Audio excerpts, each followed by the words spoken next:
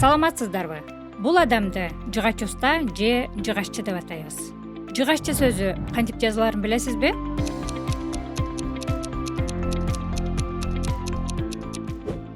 Айтылышы жыгаччы. Ал эми туура жазылышы төмөндөгүдөй. Эки ч тыбышы катар келип, айтууга тоскоолдук жараткандыктан биринчи турган ч тыбышы ш тыбышына өзгөрүп кетти. Фонетикада бул диссимиляция деп аталат. Диссимиляция катар келген бирдей же окшош үнсүз тыбыштардын бири-бирине таасир этип, башка тыбышка өзгөрүлүп айтылышы. Ассимиляция кубулушунда тыбыштар бири-бирине окшошуп айтылса, диссимиляцияда тескерисинче катар келген окшош тыбыштар өзгөрүп айтылат. Диссимиляция сүйлөөдө ыңгайлуулукту, жазууда тактыкты талап кылат. Сөздөрдүн айтылышы жана туура жазылышына көңүл буралы. Айгүл, мен келдим. Эшикти аччы. Абас байкеме жыгаччылык өнөр атасынан өткөн.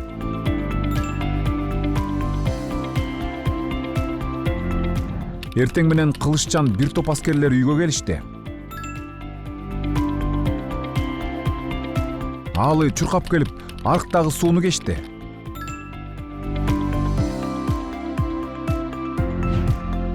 Демек, диссимиляция бул тыбыштардын өзгөрүү кубулушу десек болот. Келиңиздер, каталарды бирге табабыз.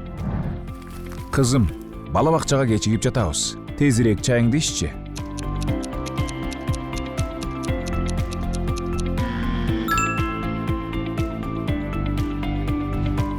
Айдай тоокторго жем чачты.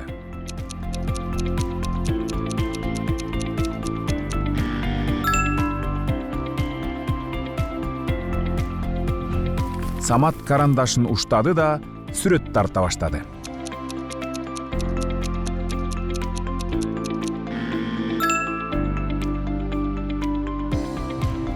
Эртең менен Айза да көзүн ачты да дуалда илинип турган саатты карады.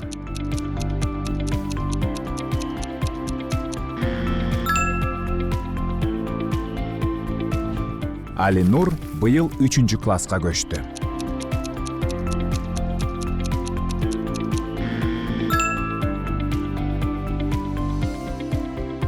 Иш кагазында же жалпы эле жазуу ичинде айрым сөздөрдүн жазылышына күмөн санасаңыз, орфографиялык сөздүктөн караңыз.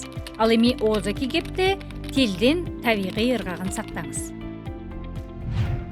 Эми өзүңүздү текшерип көрүңүз. Алыстан келе жаткан итти көрүп, мышык бакты көздөй качты.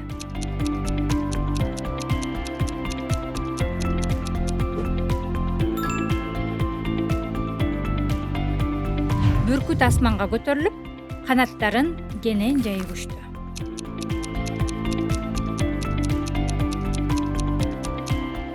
Ушуну менен бүгүнкү сабагыбыз соңуна келди. Саламатта калыңыздар.